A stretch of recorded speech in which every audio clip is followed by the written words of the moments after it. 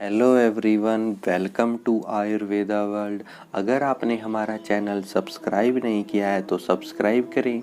आप हमारे Telegram WhatsApp के ग्रुप को ज्वाइन कर सकते हैं, जिसका लिंक डिस्क्रिप्शन में दिया हुआ है। आज का हमारा टॉपिक है अम्ल पित्त। अम्ल पित्त मतलब क्या होता है?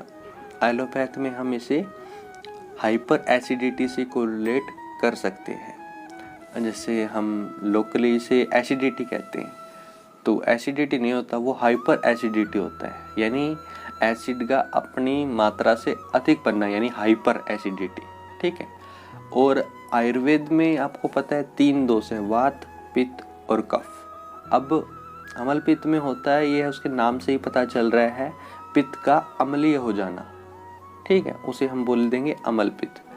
और कैसे होगा ये? जब अपनी विदग्ध अवस्था में होगा पित्त, तब इसका रस होता है वो अम्ल हो जाता है, तो हम इसे कहते हैं अम्ल पित्त। और जो इसकी डेफिनेशन है अच्छी तरह से क्या करें बोलेंगे कि यह रोग जिसमें अमाशय में आहार पहुंचकर पित्त के विदग्ध होने के कारण अम्लीय हो जाता है।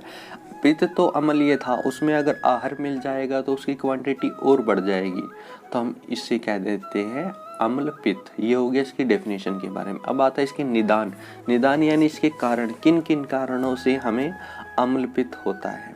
अति अम्ल यानी वैसे ही अगर हम और खट्टा खाना खाएंगे तो पित्त भी हमारा अम्ल हो जाएगा। ठीक है। अति अम्ल एवं उष्ण पदार्थ। उष्ण पदार्थों से क्या होता है, हमारा पित्त प्रकोपित हो जाता है, इसके कारण से यह अम्ल पित्त उत्पन्न करता है। और है कुलथ का अतिसेवन। ये स्पेशल आया है, कुलथ का अतिसेवन, मद का अतिसेवन तथा अन्य पित्त प्रकोप। जितने भी पित्त प्रकोपक आहार विहार होंगे उनके कारण हमें क्या हो जाएगा, अम्ल पित्त। और क्या है, वेग धारण, वर्षा, शरद ऋतु, क्योंकि जो शरद ऋतु उसमें नेचुरली पित्त का प्रकोप होता है। ठीक है, ये हो गए इसके निदान। अब आती है इसकी संप्राप्ति। ठीक है, सबसे पहले तो निदान सेवन, जो हमने कारण है उनके कारण जो पित्त विदग्ध हो जाएगा। ठीक है, जो हमने ऊपर कारण देखे अभी, उसके कारण क्या होगा, पित्त विदग्ध होगा। और पित्त का अम्लीय भाव यानी विदग्ध अवस्था में पित्त का अम्लीय भाव यानी अम्ल रस हो जाता है। और प्राकृत अवस्था में आपको पता ही होगा कि कटु रस रहता है। ठीक है, और विदग्ध हो जाएगा तो अम्लीय हो जाएगा। जब वो ज्यादा विदग्ध हो जाएगा तो अम्लोद्गार लक्षणोत्पत्ति, यानी अम्लोद्गार आएंगे पित्त विदग्ध होने से और ये अम्लीय भाव होने से, उसे हम बोल देंगे अम्ल पित्त। खट्टी, जैसे हम आम भाषा में कहते हैं खट्टी डिगारे आ रही है, गले में जलन हो रही है, ऐसा, तो ये सब अम्ल पित्त है के लक्षण है। इसके 2 भेद है, ऊर्ध अम्ल पित्त और अधोग अम्ल पित्त। ऊर्ध अम्ल पित्त में क्या है, ऊर्ध अम्ल पित्त में आपको पता है कि ये सिम्टम जैसे हमारे ऊपरी भाग में दिखाई देंगे। ठीक है, उसे हम बोल देंगे ऊर्ध अम्ल पित्त। और अधोग अम्ल पित्त में लक्षण ऑल ओवर द बॉडी, और जैसे इसमें मूर्छा, भ्रम, ठीक है, मोह, ऐसे ऐसे लक्षण आएंगे, उसे हम बोल देंगे अधोग अम्ल पित्त। ये हो गया इसके भेद के बारे में। अब आता है इसके जो सामान्य लक्षण है, हमें पेशेंट में कौन कौन से लक्षण देखने को मिलेंगे अम्ल पित्त के पेशेंट में। एक तो अविपाक। ठीक है, क्योंकि जो पित्त का काम होता है पाचन करना, अगर पित्त ही विदग्ध होगा तो उसका जो काम है वो नहीं हो पाएगा। तो अविपाक, उत्कलेश, अरुचि, जितने भी इंडाइजेशन से रिलेटेड प्रॉब्लम है वो हो जाएंगे। और एक कलम और उत्कलेश। उत्कलेश यानी नोजिया टाइप, कलम आपको पता है श्रम होता है, शारीरिक और मानसिक होता है कलम। ठीक है, और तिक्तो अम्लोद्गार, यानी तिक्त और अम्ल उद्गार। जब हमें डकार आती है तो आपको जैसे तिक्त लगता है अपने कंठ में, और अम्ल टाइप का फील होता है। और हृदय कंठ दाहा, मैंने अभी बताया उसमें हृदय और कंठ में दाहा होगी। तो इस प्रकार हमने देखा अम्ल पित्त के सामान्य लक्षण, ये थे इसके सामान्य लक्षण।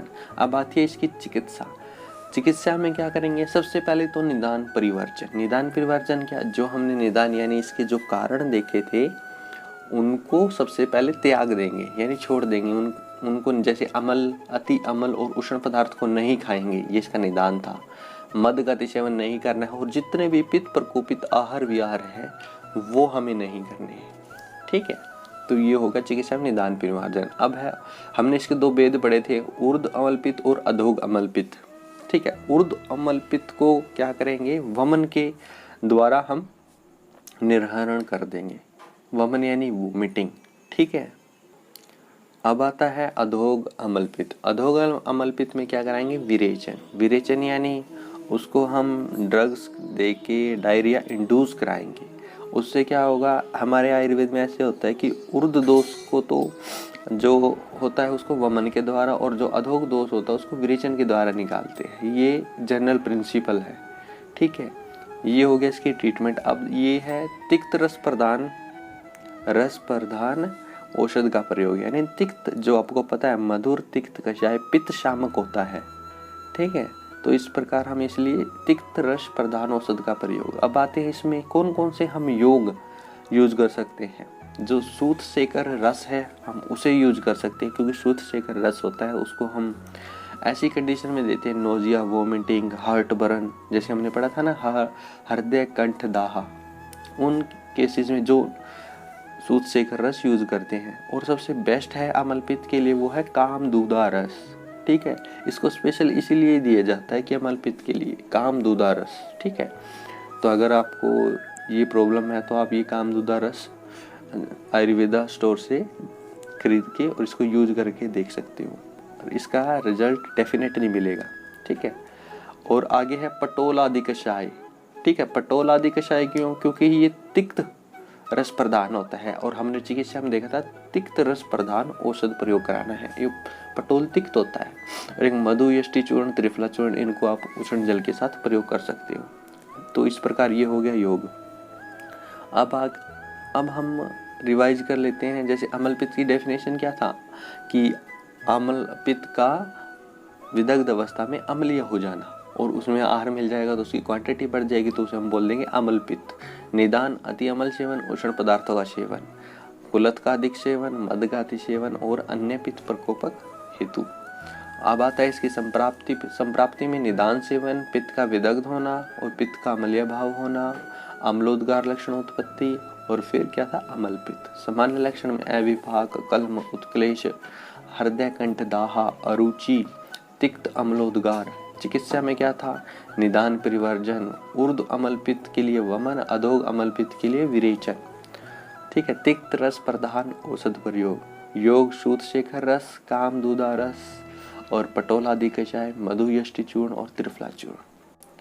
तो इस प्रकार हमने देखा अमल पित्त। अगर आपको ये वीडियो पसंद आई हो तो लाइक करें, शेयर करें, सब्सक्राइब करें। Thank you.